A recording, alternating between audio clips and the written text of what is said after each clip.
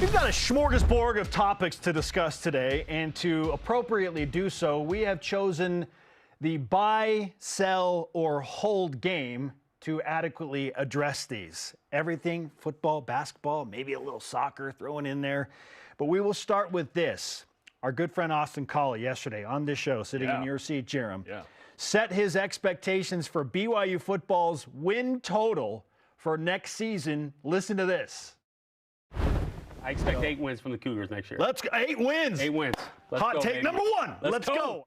8 wins. Looking serious when he said it, too. Expected. All business from Austin Colley. So, Jarom, with one of the greatest BYU Cougars in the history of the program, setting the expectation for 8 wins for BYU football next season. Do you buy, sell, or hold that idea for an expectation of 8 from Austin Colley? Hold, because I need to see the roster. Like, I can't just say right now. We have the schedule, but I need to see the roster. Like, what other quarterback does BYU bring in? Like, does Aiden Robbins bounce? I'm assuming he bounces, but hopefully he stays. Who else is coming in and leaving? There's a lot of shuffling. Like, you're only as good as your roster. And hopefully you coach them up well, and there's a lot around that. But, like, ultimately you are your roster. I've got to see that first before I make some declaration on November 30th. I am strangely buying this idea. After talking with Austin on and off the air, I'm kind of in on 8 wins. And there are a few reasons behind this. Yeah, explain yourself. One, maybe Aiden Robbins leaves, but who else? Who else is leaving based on their choice that we think is going to enter the transfer portal that is of significant importance to BYU's football team? Kingsley should be gone, right? Again, we talked about that yesterday, so I'm including Kingsley being gone. Like, I expect him to be gone. Yeah. If everybody else returns, like that wide receiver room. But everyone's not going to return. That's just how it is. Maybe there will be guys that leave. Maybe Keanu Hill wants something new. And again, Kibo, I want you back in Provo. I've heard Keanu is probably gone.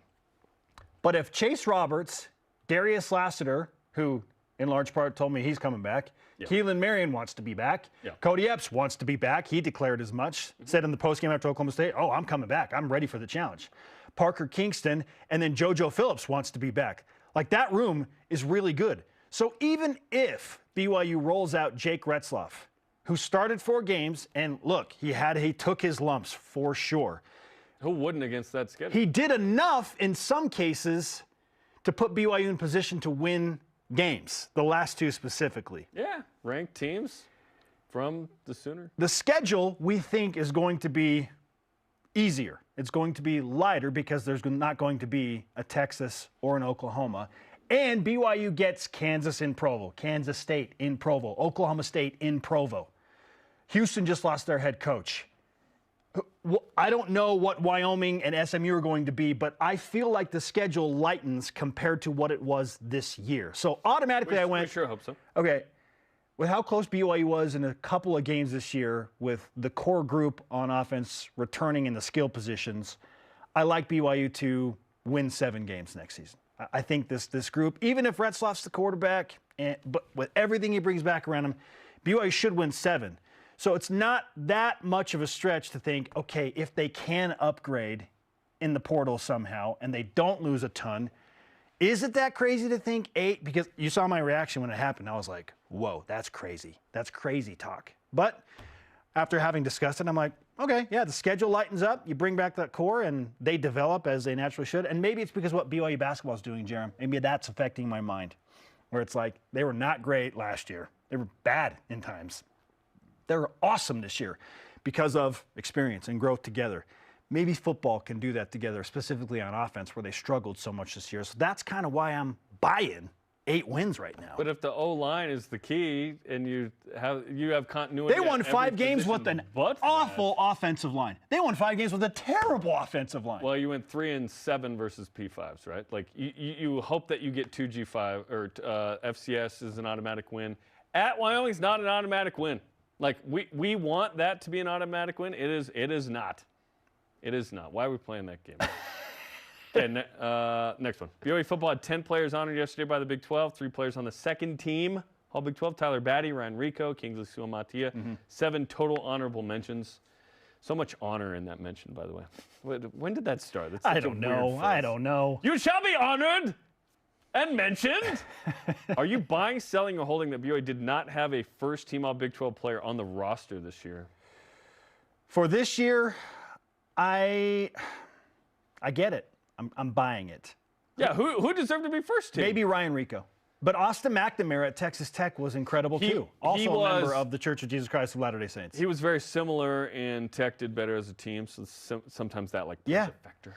So maybe Ryan Rico is the one that I think, I'd give the nod to Rico. He was awesome. But he's right there with McNamara. Which, by the way, let's chat about that. So yesterday there was some news on Twitter of a certain player saying he's going to come to BYU as a punter on scholarship. That means that Rico is leaving. See you later. Like, Ryan has not announced that, but that is essentially the information. I happen to know that two NFL teams specifically are very interested already in Ryan Rico. I talked to one scout as well during a game in the press box who said, "Oh yeah, he's we want we're very interested in that guy." Yeah, no. So but I was like, "Oh, that blows up any announcement from Ryan because it's basically that was the announcement."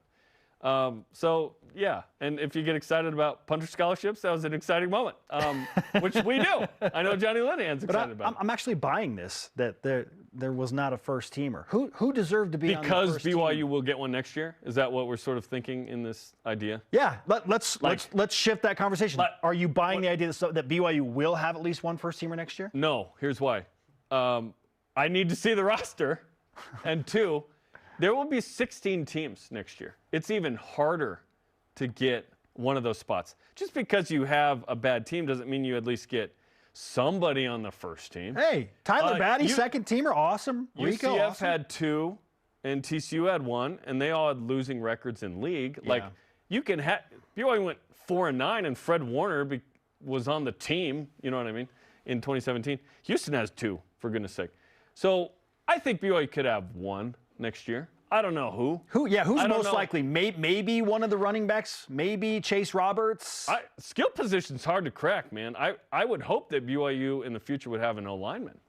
Maybe it's Waylon Lapuaho, Maybe. the one guy who comes back. Maybe at guard, but like if you're a first-team All Big 12 player, you are NFL draftee, undrafted free agent type for sure. Yes. Like, look at the 3 names: Tyler Batty, Ryan Rico, Kingsley Suamataia. And not surprisingly, the 3 most draftable prospects. And that's second team. I'm talking first. So yeah, can BYU get 1 next year? Sure. If you're going to win 8 games, though, it feels like you need like 2+ guys. Ooh.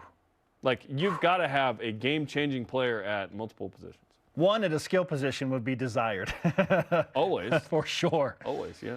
And BYU has had that recently. It's pretty wild when you look back on the draft picks in the last 3-4 years. Yes, this year, which we'll dive into the draft later with BYU. But yeah, we hope BYU has multiple selections outside of Kingsley. Okay, let's keep this rolling. Last year, BYU had 26 players leave via the transfer portal. Huge exodus. And then, not surprisingly, a wave of people coming in too.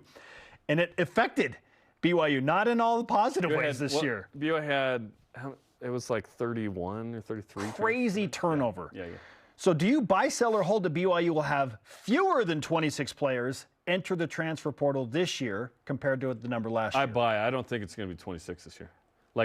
Meaning I don't think that's going to happen, so give me that stock while it's lower. I'm with you 100%. Like, this is a hard buy for me right now because I don't see it. Yeah. A lot of conversations were had with players on the BYU roster last year that was like, hey, I mean, they purposefully were just going into the Big 12. They were saying they were cutting the fat essentially. We don't think you're at this level. We're going to bring someone else in. A lot of hard conversations happened last year. Certain people. Yes. Sure. Whether you think they're unfair or not, like, the hard conversations happened because BYU felt that urgency of, okay, you're either here and you're Power 5 ready or you're not. We think you're not. So and some left good luck. Before like Jay Hill came in. Otherwise, they might have stayed. We found that out later. That's not going to happen again this offseason. No, there's continuity with the coordinator. Correct. There's continuity with the league. So there will be fewer. And I don't feel like it'll be that high between now and the end of spring ball, by the way. We're not talking about like in the next week before the portal opens on Monday or whatever. Yeah. And when it closes on January 2nd. We're talking through spring ball. And I know a couple of guys have already, get to 20. have already hopped in. What are we at, 3 now? the Daly brothers, and then Austin Riggs, who announced on his Instagram yesterday, the long snapper. Those are the three at the moment. I believe those are the three that are public. Yeah. Okay. There you go. John Rothstein reported yesterday that Foose will be day-to-day with a hamstring injury for BYU. I don't like it. Toughest remaining game scheduled is at Utah, of course. Are you buying, selling, or holding that BYU will beat Utah without Foose should he not be available for that game? This to me, oh man, I'm holding. I'm holding for sure here because Utah has good post play. Utah has depth in the post. They have size. Like, they're good. Carlson and Madsen are good players for the Utes. Yeah, Madsen's like a small forward, but yeah. Still, BYU, I would feel way better about BYU's chances if Foose were playing in this game to match up with those bodies because he is so physical. Like, he's a load in the post to handle. Yeah. So who is that guy for BYU? Ali Khalifa, who is banged up himself. He's not 100% healthy. He's got to play now. So I'm definitely a hold here. Like, if BYU loses the game at Utah, I don't like it, but I won't be surprised at all. And they're a top 50 KenPom team. Utah just destroyed St. Mary's. But St. Mary's not good. By seven, yeah. St. Mary's not great, but they did what BYU had rarely done in Moraga, which is going to win. They won in Moraga twice. 2 times? 2 times, I think. So that's tough to pill to swallow. I am buying. Here's why. When you have as many shooters as BYU has, you just don't need that low post score. In a true road gym, though? It's not, well. For the first and only time in non-con? You're right. They are going to tell them it is a gymnastics meet and expect a big crowd. The crowd's going to show up for Utah. Like, the upper bowl will actually have people in it. Yes. In the Huntsman Center. Because BYU's ranked. Exciting for the Utes. And the Utes are actually improving. Like, the hornet's nest will be alive and well. If I'm them, I roll out Cam Rising and he's coming back. Remember we said, I just make that a thing. Yes. Don't give him ideas. I think BYU can still go in there and win. And that's the only game in KenPom where BYU doesn't have like a 94% plus chance the rest of non-conference. Yeah, what is it, 60%? Yes, and ESPN is saying Utah 60%. Okay, so there's the difference. But yeah, that's a big game. I think I might just go to that game and watch. Wow. Just as a media member. And then the last time we were up there, Ute fans walking by, yelling at us. Oh yeah, which was super fun. That was a great experience. After Yoli Childs cramped up late in the game or whatever. Yeah. Always a good experience to go up to the Huntsman. Maybe not. Who knows? Yeah. All right, Jerem's a buy there. Hey, I like your confidence. I'm a buy. I'm definitely a hold. I really like BYU even without Fousseyni. Okay. Let's say it takes a little bit longer. Yeah. And I'm going to expect that it's going to be a little while. If it's day to day and it's a hamstring and that doesn't tell us exactly how long this is going to be. No. What if it's weeks? I don't like it, and I'm kind of expecting that to be the case. Okay. Just maybe for the emotion of it all, just to be brace yourself, just to be ready. Like worse this, than it could get a little tricky here, through non-conference. Yeah. So let's say it does take a little bit longer. Are you buying, selling, or holding that BYU will go unbeaten, 13-0 in non-conference play? Chances are you lose a game. Okay, just that one slips away. But with this schedule, all in Utah, by the way. Okay, Fresno State Friday, neutral semi-home in Salt Lake. Win. Evansville. Win. At Utah. Hold. Toss-uppy, right? Denver at home. Win. Georgia State. Win. Bellarmine. Victory. Wyoming.